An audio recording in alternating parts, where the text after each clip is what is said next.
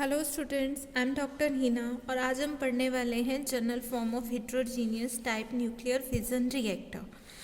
आप लोगों को इससे पहले न्यूक्लियर रिएक्टर क्या होता है, बेसिक क्लासिफिकेशन, प्रिंसिपल और जनरल एस्पेक्ट्स हम कर चुके हैं। Depending on the shape nuclear detector two types के होते हैं। ब्रॉडली हम उन्हें हेट्रोजीनियस रिएक्टर और होमोजीनियस न्यूक्लियर रिएक्टर की फॉर्म में क्लासीफाई कर सकते हैं। Major of the nuclear reactor are type of the heterogeneous type reactor. Heterogeneous और होमोजीनियस में क्या फ़र्क है? हेट्रोजीनियस रिएक्टर में जो फ्यूल एलिमेंट है वो रोड की फॉर्म में होता है, प्लेट्स की फॉर्म में होता है, होलो सिलेंडर अरेंज किए जाते हैं रेगुलर लैटिस पैटर्न में, और जो मॉडरेटर है इन जनरल हम लिक्विड की फॉर्म में लेते हैं। मीन्स हेट्रोजीनियस सबकी शेप अलग अलग, फ्यूल अलग शेप का होगा, मॉडरेटर अलग शेप का होगा।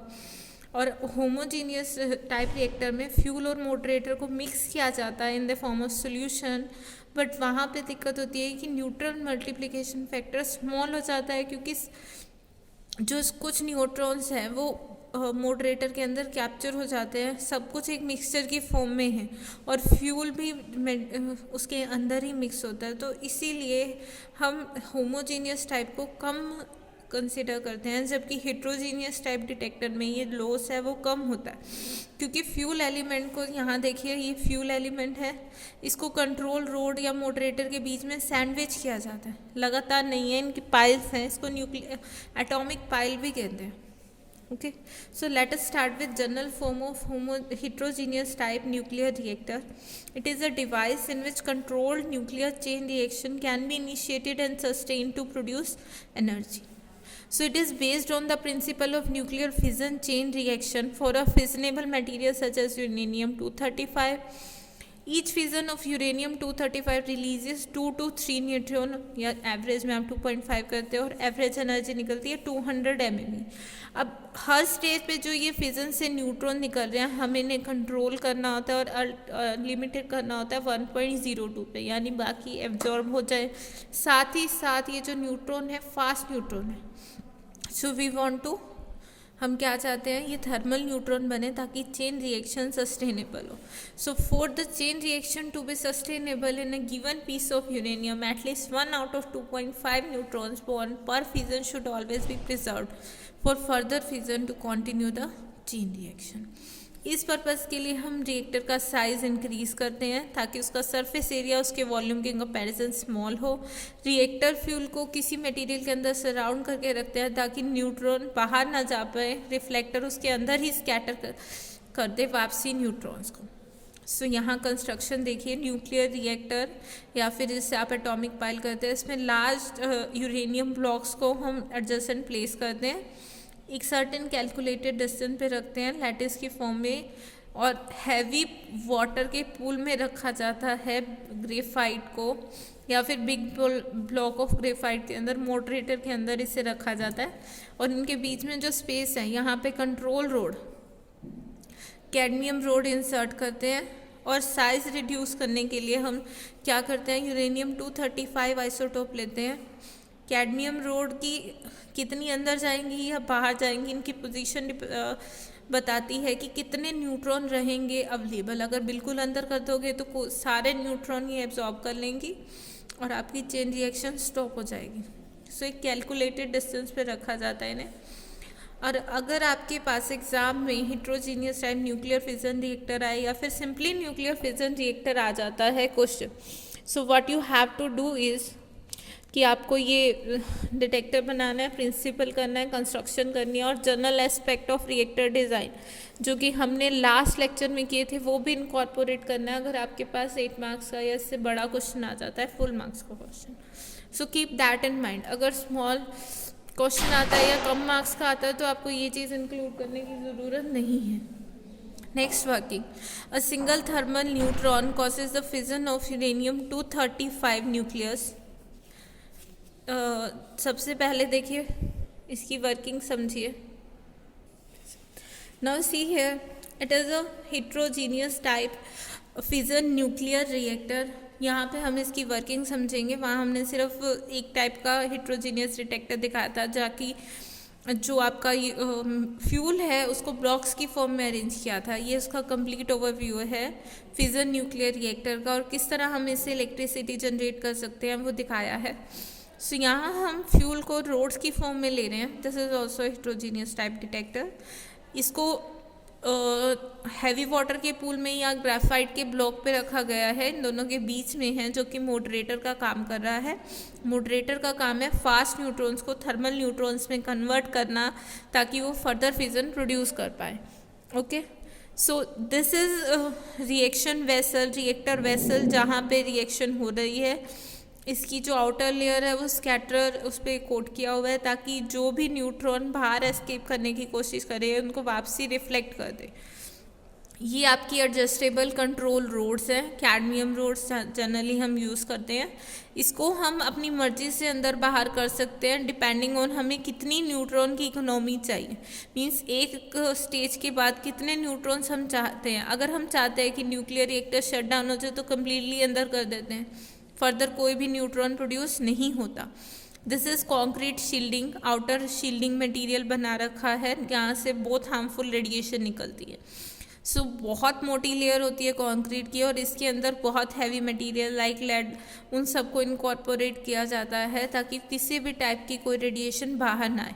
ये जो डैश डैश से शो किया गया है, दिस इज कूलेंट। ये सर्कुलेट करता है रिएक्टर वेसल के अराउंड, ताकि यहाँ से एनर्जी को कैरी कर पाए हीट एक्सचेंजर में। ये पंप है जो कि इस कूलेंट को पंप करता है। डिपेंडिंग ऑन योर एप्लीकेशन हम कूलेंट मटेरियल बदलते रहते हैं, और इस केस में हम हैवी वाटर ले रहे हैं या pressurised water reactor, pressurised water का यूज़ कर रहे हैं हम as a coolant material. So यहाँ पे प्रेशराइज्ड हैवी वाटर है, ये हीट एक्सचेंजर है, यहाँ नॉर्मल वाटर है। यहाँ पे कूलेंट पंप के थ्रू कूलेंट जो है उसको सर्कुलेट किया गया है। जब कूलेंट मटेरियल इससे बाहर आएगा तो वो प्रेशराइज्ड वाटर है, हाई टेम्परेचर से इसको लीव करेगा, और यहाँ पे जो वाटर की स्टीम बनेगी, सुपर हीटेड स्टीम, वो फर्दर टरबाइन को रन करेगी। टरबाइन को रन करने के बाद हम उस स्टीम को कंडेंस करेंगे कोल्ड वाटर के थ्रू, और ये वापसी नॉर्मल टेम्परेचर पे यहाँ वाटर आ जाएगा। और ये जो स्टीम टरबाइन रन हो रहा है, ये फर्दर इलेक्ट्रिक जनरेटर को रन करेगा और इलेक्ट्रिसिटी प्रोड्यूस होगी। सो ये बेसिक मैंने पार्ट्स बता दिया कि हर पार्ट की वर्किंग क्या है। अब हम देखते हैं एक्चुअल वर्किंग इस पूरे के पूरे रिएक्टर की। सो जैसे ही एक न्यूट्रॉन आता है और ये रिएक्शन शुरू हो जाती है, यूरेनियम 235 का फिजन होता है, और इन द एवरेज आपके पास कितने प्रोड्यूस होते हैं neutrons? 2.5 neutrons on the average produce होते हैं। सो ये कैडमियम रोड को हम इस तरह एडजस्ट करते हैं ताकि कम से कम हर स्टेज पे एक ही न्यूट्रॉन बचे जो फर्दर फिजन प्रोड्यूस कर रहा है। मॉडरेटर उनको स्लो कर देता है। देखो न्यूट्रॉन आया, उसने 2.5 न्यूट्रॉन प्रोड्यूस किए, मॉडरेटर ने उनको स्लो किया, और साथ ही साथ ये जो कंट्रोल रोड्स हैं इन्होंने एक्स्ट्रा न्यूट्रॉन को एब्जॉर्ब कर लिया। सिर्फ एक ही न्यूट्रॉन बचा है जो फर्दर फिजन करेगा, वो फर्दर फिजन करेगा और चेन रिएक्शन कंटिन्यू होगी। और हर एक फिजन में 3 न्यूट्रॉन के साथ साथ हमारे पास क्या निकलते हैं? बहुत vast amount of energy, nearly 200 MeV of energy निकलती है, जिसकी वजह से इस रिएक्शन वेसल का टेम्परेचर बढ़ जाता है। और टेम्परेचर बढ़ जाता है तो यहाँ से हम कूलेंट को पंप कर रहे हैं, सो वो इस रिएक्शन वेसल में एंटर करता है 280 डिग्री सेल्सियस पे, और हीट ट्रांसफ़र करता है 320 डिग्री सेल्सियस पे, यहाँ हीट लेता है, उसका टेम्परेचर इंक्रीज़ होता है और फिर यहाँ आ जाता है। इतने हाई टेम्परेचर पे कोई मटेरियल अगर वाटर से पास होगा तो वो स्टीम बनाएगा, और फर्दर हम उसे सुपर हीटेड स्टीम कहते हैं। सुपर हीटेड मीन्स नॉर्मल जिस टेम्परेचर से है उस पर बहुत ज़्यादा है, क्योंकि यहाँ ये सब कुछ प्रेशर से मेंटेन किया। आपको पता है जैसे ही आप प्रेशर इंक्रीज़ करते हो बॉइलिंग पॉइंट इंक्रीज़ कर जाता है। सो ये बहुत हाई प्रेशर पे काम हो रहा है। ये फर्दर स्टीम जो है टरबाइन को रन करेगी और इलेक्ट्रिसिटी प्रोड्यूस होती है। ओके, सो इसका हम यूज़ कर सकते हैं किस पर्पज़ के लिए? इलेक्ट्रिसिटी जनरेट करने के लिए। एंड वन मोर थिंग, यहाँ पे एक चीज़ डिफाइन की गई है के फैक्टर, कि ये न्यूक्लियर रिएक्टर की प्रॉपर फंक्शनिंग के लिए हम के फैक्टर को नियरली 1 रखते हैं कंट्रोल रोड की हेल्प से। What is this K factor? K factor is defined as the ratio of number of fissions produced by a given generation of neutrons to the number of fissions produced by preceding generation of neutrons. It is also called reproduction factor. Means एक stage में मान लीजिए incident एक uranium nucleus है, उसने 3 fission produce किए, उन 3 में से सिर्फ एक ही आगे बचता है फर्दर फिजन प्रोड्यूस करने में।